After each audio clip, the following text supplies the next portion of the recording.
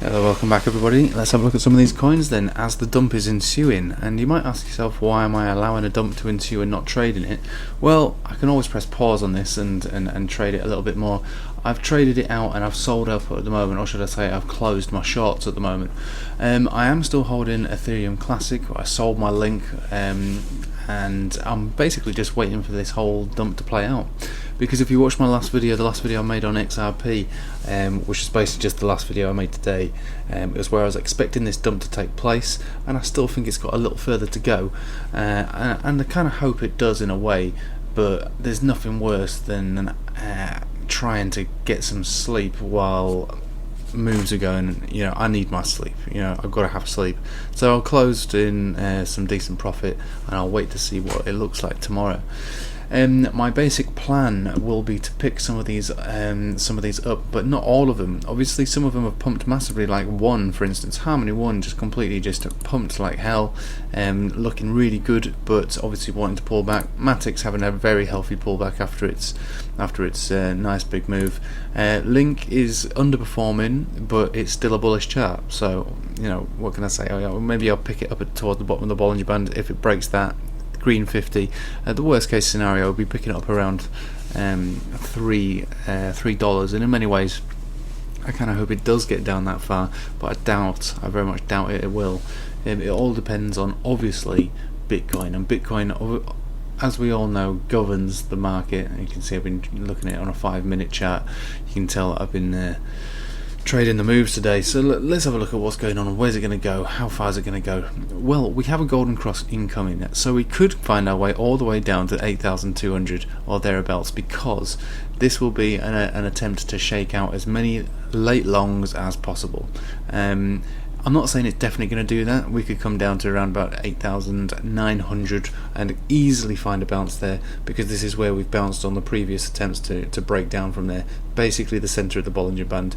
We have been more or less bouncing on the 200 exponential. That's where the wicks hit, and then we had nice bounces from there each time. So big moves down and big bounces up from that white 200 exponential moving average, which is where I would expect the biggest test to come down to. This is unlikely to break, very unlikely to break at this point, because the golden cross is almost imminent. Give it a couple of days. Now we are going for a weekend, so sometimes weekends are counter tradable. It would not surprise me if we see a bit more of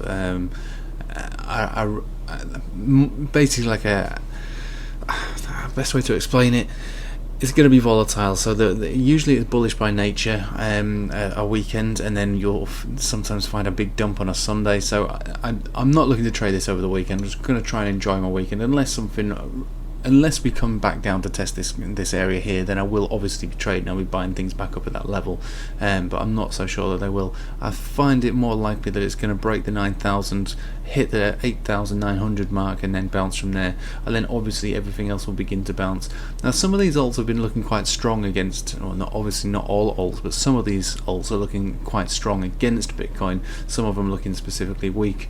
These are the ones that I generally trade at the moment. These are my favorite ones to trade right now. I know there's a million other out there, and you might notice that I've got XRP here. Yes, I know, and I'll explain everything now. So if you watched my previous video on XRP, I've basically got a plan for it, okay?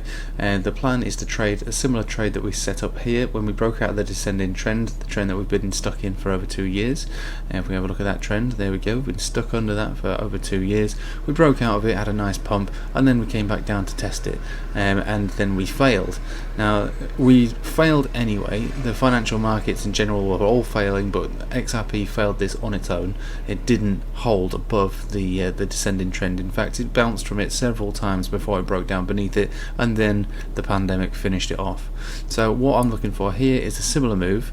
I'm looking for it to come back down, as we see already how it has already done that, come back down to test the descending trend here. I want to see it test it one more time. So that, if it were to happen today, for instance, that would bring us down to 18 cent, and because it's descending, it'll be slightly lower by about just a 0.2 of a cent each day, roughly, as it's descending. So when it does that, that would be my opportunity to buy it back, go long, I'm not obviously buying it, I hold it and I trade it. So I'll be going long on this one in the hope that this might be the bounce of all bounces, the bounce that continues forever after. And I'm not one of those people that thinks that we're going to go absolutely bonkers on XRP. I'm not saying that XRP is going to be $5, $10, $1,000 like some of these people like to reference on YouTube and Twitter and stuff. I mean, that's just not me. What I'm talking about is getting in at a really decent level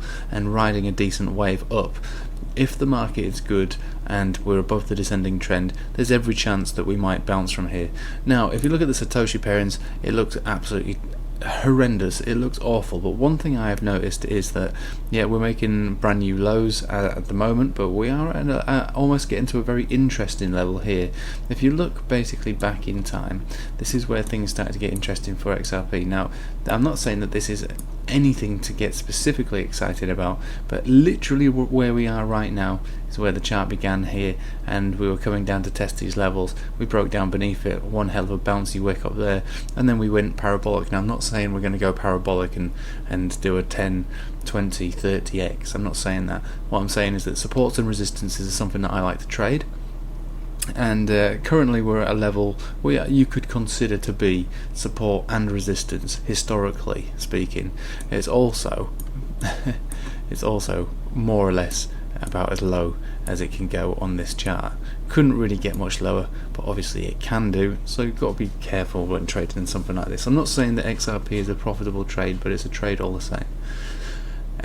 That's the plan for XRP, so I'm getting quite excited about that. The descending trend is about to be touched, and if it is, I'll go for that trade. Ethereum looks like the golden cross has taken place, going down to test that. I would expect it not to get any further down than 185. If it did, I'd be very, very surprised. Yes, you could have a wick down there, but breaking down beneath there, I'll be extremely surprised if that happened. Buying it back up around this level will be a decent gamble, but obviously everything depends on the nature of the market.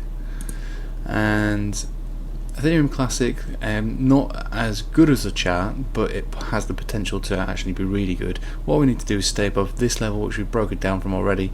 I like to, in my mind, I'm calling it 666. It's the easiest way to remember it. 666, anywhere above there, and staying above there for a prolonged period of time. I'm talking maybe like a week or so. It should start to forge this golden cross, and then we might start to see some of these profits really skyrocketing, so maybe doubling in value. Other than that, Chainlink, a diversifier is what I call it.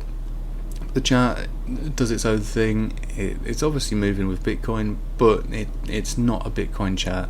Yeah, you can see the dumps and the pumps, but it's actually doing its own thing. No death cross in sight. It's been bullish since all the way back here, and technically this is still bullish. So I'm looking for it to make higher highs over time. So if I can get back in at $3, that'd be excellent. Even if it doesn't get to $3, I think I might just buy some at 3.5, and just buy it back, because that is going to make some decent moves. Now, Matic wants to come back down to test some of these lower levels. It's done a really big move here, so it definitely wants to come back down. I wouldn't want to touch this right now. Golden Cross looks like it wants to be coming in at some point soon. That might be a good opportunity to buy some in there, but for the moment I think the only way is down, probably even for as far down as 1.7 cent. And I think, buying in at this level will be buying FOMO. We're well outside the Bollinger Band on the daily, so I'd leave this one quite alone. RSI is quite overextended, even though it's a bullish chart. Long term, if you zoom out, it's actually not that bullish in total. So I think the move has basically played out. I want to see us come back down, at least to come back down inside this Bollinger Band. So we're talking about 307. Anyway, I'll leave it with you there. Thanks for watching. Take it easy.